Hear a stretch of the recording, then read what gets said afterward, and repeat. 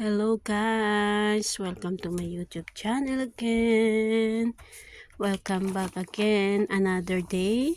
Another unboxing tayo guys. Mag-unbox tayo ng Nike shoes. So, Nike shoes.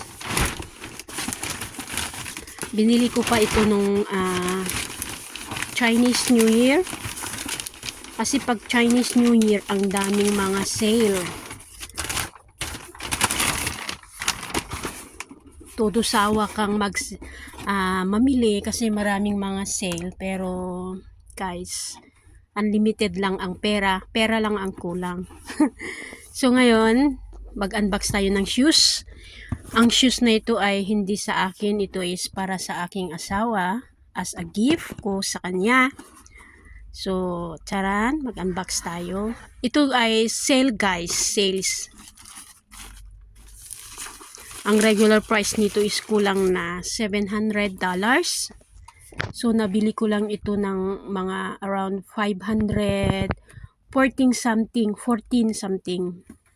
So, malaki yung aking na deduct minus na save. Kasi kung bumili ka ng dalawa, makakasave ka ng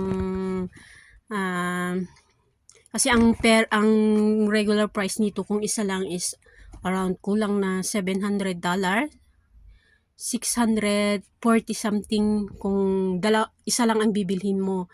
Pero may nakita akong kasama doon sa store na bumili din ng isa, so pinag-combine namin yung aming nabili para makasave. So malaki na din yun, diba? So 514 lang tong binili ko eh. So ito siya, rubber shoes. Yan. So to I can be talagang satisfied dun sa hindi masakit sa paa. Guarantee ko na yung ganito. Kasi may binili din akong isang ganito para sa asawa ko, pero hindi ganito yung kulay, ibang kulay lang. So yan siya guys, Nike. Ang size nito is 8.5 US, pag US size 8.5. So ito siya guys. Diba? Nakasave tayo. Magandang mamili pag Chinese New Year. Pera lang ang kulang. So ito siya guys. So satisfied. Kina din nito mga 500. Kung i-convert mo is mga 4,000 na din siguro to pag sa peso.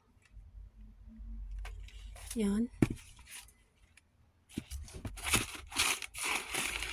So yung sa likod niya. So yan. Yan sa loob niya. Original to eh. Sa mismo store ko binili ng mga pagbilihan ng mga sapatos. Marami kang pagpipilian. Ang gaganda, maraming mga pwedeng pagpipilian doon. Kaya lang, syempre, walang maraming pera. Kung ano lang yung kaya ng budget, yun lang ang mabibili. Diba? Ito na siya guys. So, yun lang guys. Salamat sa panonood. Bye-bye!